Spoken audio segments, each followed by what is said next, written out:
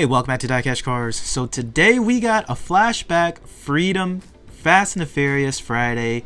That's right, a lot of F words on today's episode, but just not the one that's going to get me demonetized.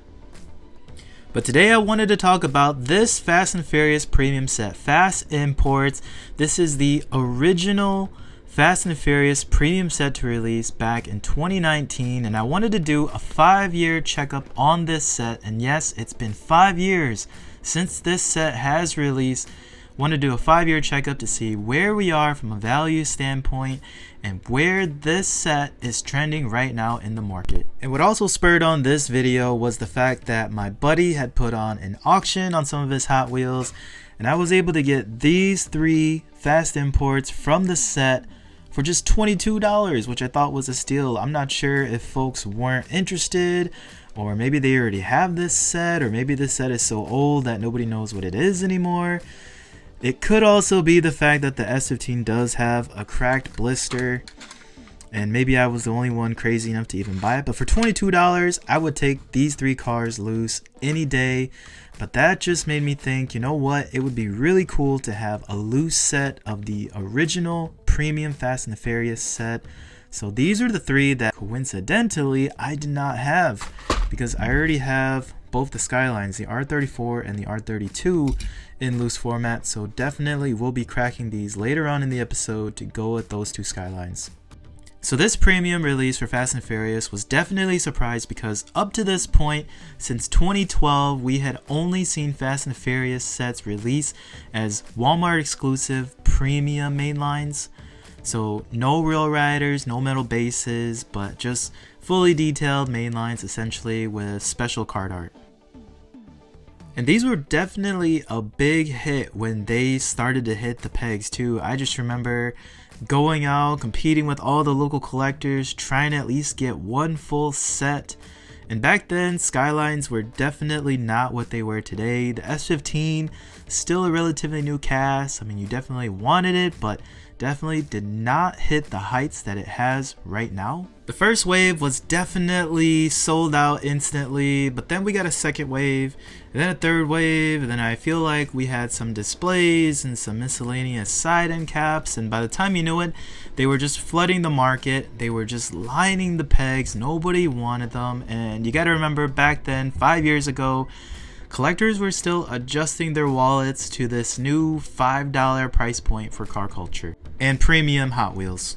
I even remember when I was hunting for Fast Imports as well as the next premium set, Original Fast. I mean, I even left a number of sets on the pegs after I'd gotten my fill, after I'd gotten my 2, maybe 3 sets. I mean, I was content. I didn't need to overload and add them to my collection to where they would just sit in a box. I think the only time that I did go back and buy more of these was when they, for some crazy reason during the Christmas holiday season, the store in our town called Aldi's, which is kind of a discount food store of all places, was getting Hot Wheels, and it was a mixture of Fast Imports as well as Original Fast, and they were selling them for just $3. So in that case, I mean, with the discount in price, I mean, I took as many as I could find. I remember kind of scouring the city and going to all the Aldi's in town and picking up as many of these as I could. I feel like I ended up with like 3 or 4 full sets in addition to the ones that I bought in the original release time frame. And with those sets, in all honesty, guys, I just kind of divvied them up. I gave them away to friends and family, and right now I only have 1 completely sealed set in my collection. And then a little bit after the original release date, Amazon got into the mix as well too by releasing the same set of 5 cars, Fast and Furious, Fast Imports, full premium set in a exclusive box set. I believe these are retailing for about $35. So I thought, why not? I already have 1 full set. Wouldn't be so bad to have 1 set with this nice collector box, which is pretty cool. It does feature all of the cars. So you got the R34 on the front cover. All 5 cars are presented on the back. You got the Escort on this side. You got the S15 in the front edge. and then you got the Lamborghini on the other edge, so pretty neat. Oh yeah, and then the R32 up on the top edge as well too. So again, from a collector standpoint, it's pretty cool to have this box. This one I still have sealed. I mean, the sticker, it's still intact. I just kind of keep this as a display piece in my Fast and Furious collection. But from a value standpoint, this 5-car premium set, the original premium set for Fast and Furious, right now sells in the secondary market for a pretty penny. I mean, right now sitting at about $100. The box set exclusive from Amazon currently right now sells for about $110 to $120. If you even see it pop up on eBay. I know list pricing for these sets, I mean, they're astronomical. I mean, people are really pumping up the price for this. I mean, their original list price are sitting at about the $130 to $150 range. I've seen some even go up to about $200, which my advice, guys, definitely don't pay that much. I think $100, similar to the price for the full set, is about what you can get these box sets for.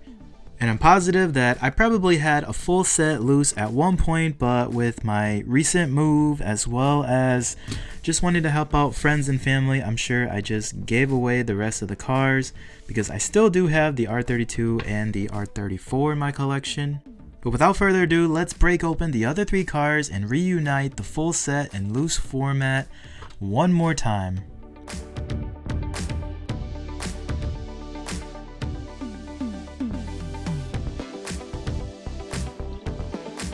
There they are, out of pack, and you guys know as of late I've been on a tear breaking open cars out of pack. I mean, this alone is $100 set, and I have them all here in loose format. But we're gonna go through each one of these, talk about the significance to the Fast and Furious franchise and why I think they're such great cars in 1/64. Starting with the 1970 Ford Escort RS 1600, a Paul Walker car, and one of the rare domestic cars that he drives, because for the most part he drives a lot of imports and mainly Skylines in the franchise, so kind of a rare piece, to be perfectly honest. The Ford Escort did premiere within the Fast and Furious lineup from a Hot Wheels standpoint. And in the movies, this car had a pretty awesome scene. It was on the bridge and they were going up against the bad guy and all the tanks, and there was a lot of flying cars all over the place, and the Ford Escort was definitely a focal point of that whole entire scene. Then there's the Lamborghini Gallardo Superleggera. I mean, what can you say? It was just in the end scene of Fast and the Furious 6, where they basically got the clean rap sheet, were able to come back to Los Angeles. They were having that classic barbecue in the backyard, and this was just one of the cars parked up in the street there. Not a lot of representation for exotics within Fast and the Furious, so we'll take what we can get, especially with the Lamborghini and such a nice cast such as this. It doesn't say specifically in the movie whose car this was, but just based on how flashy it is, I mean, it's got to be Tyrese's car, right? And another car that had a very brief cameo within the Fast and Furious movie, Fast and Furious 7, where everybody was at Han's funeral. This car could have been seen just parked at the cemetery during the service. And in all honesty, guys, being a Skyline and knowing that we did see Paul Walker drive around in a black Haco Skyline when they were out in Brazil as well too, my guess is this has to be a Paul Walker driven car.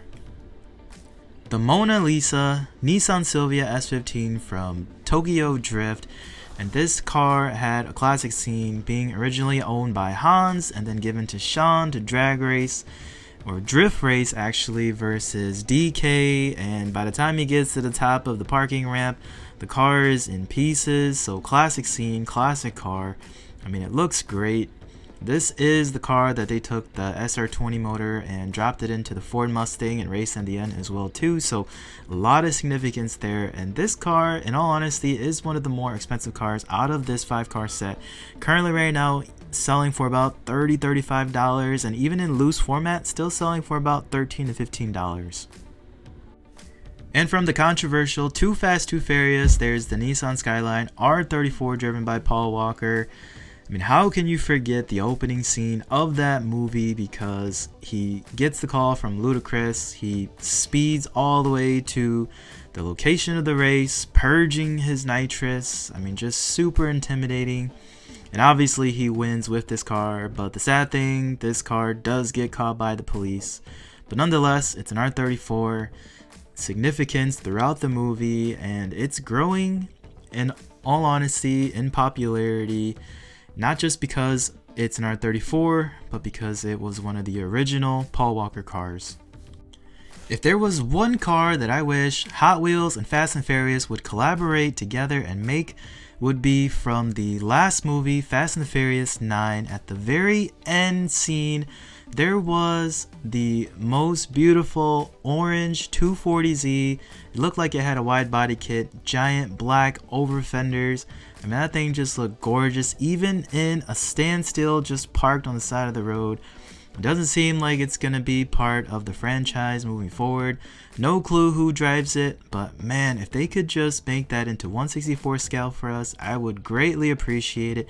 But that's what I got for you guys today. Just a quick Freedom Friday, Flashback Friday, Fast and the Furious Friday for you guys. Like and subscribe, and I'll see you guys next time on DieCash Cars.